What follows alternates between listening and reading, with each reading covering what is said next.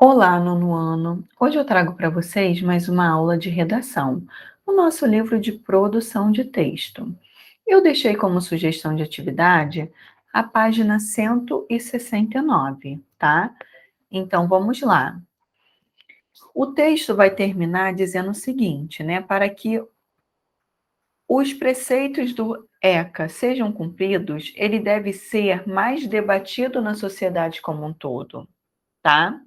Em especial nas escolas, de maneira a informar os alunos da educação básica sobre seus direitos. Não podemos esperar mais três décadas, para propiciar condições efetivas para que nossas crianças e adolescentes tenham oportunidade de desenvolvimento integral.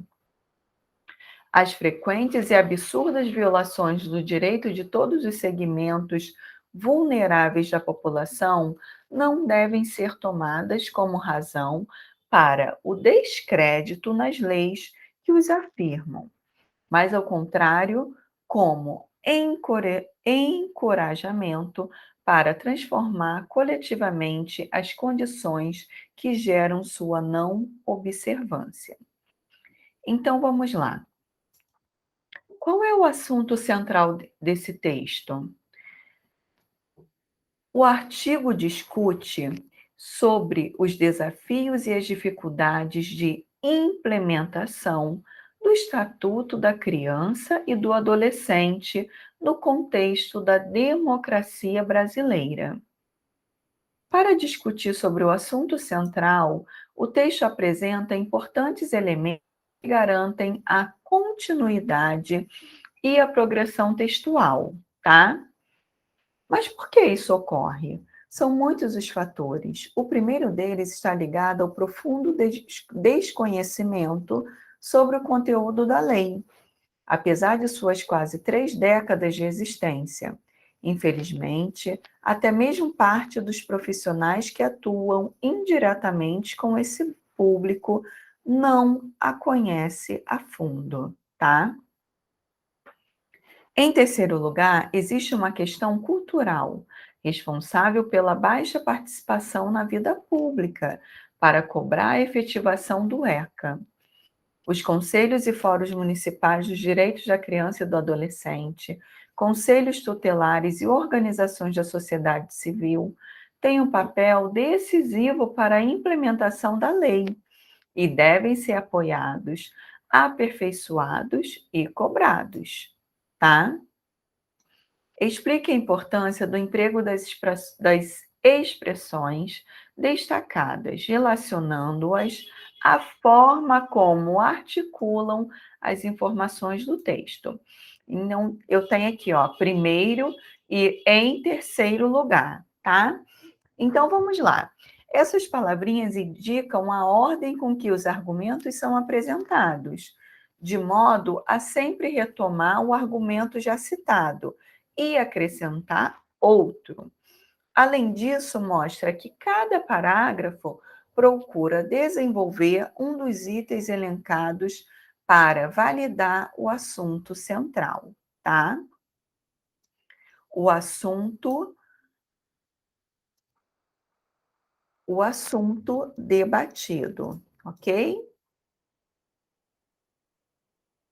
Então, aqui, ó, eu tenho uma sugestão muito interessante, tá? É a produção de um debate. O que vai ser produzido? Um debate sobre a redução da maioridade penal.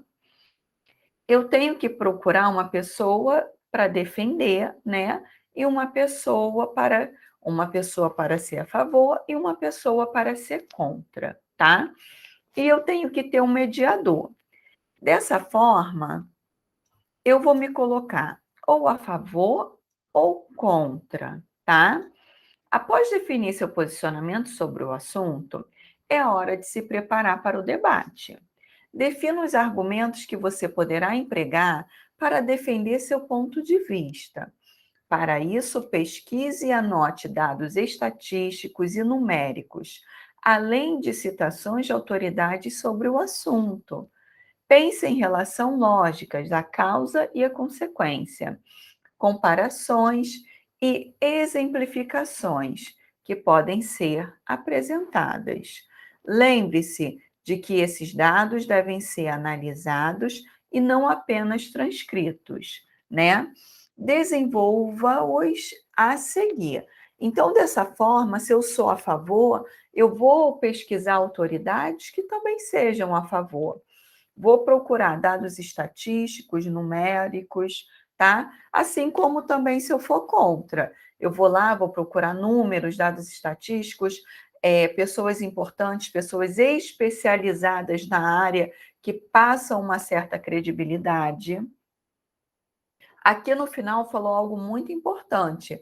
Eu tenho que analisar esses dados, eu não posso apenas repassar, sair escrevendo aqui, tá? Por quê?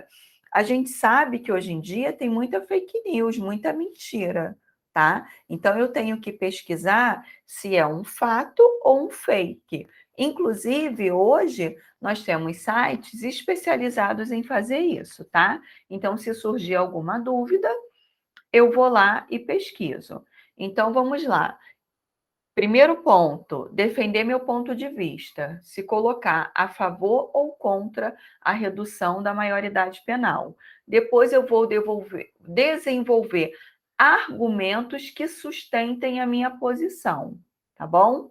Ah, porque eu acho legal. Ah, porque é certo. Não, isso não é argumento, tá? Eu vou argumentar mais uma vez, procurando dados, números que confirmem a minha posição nesse debate, tá bom? Então, eu vou encerrar essa aula por aqui. Agradeço pela atenção de vocês. Até a próxima. Tchau, tchau.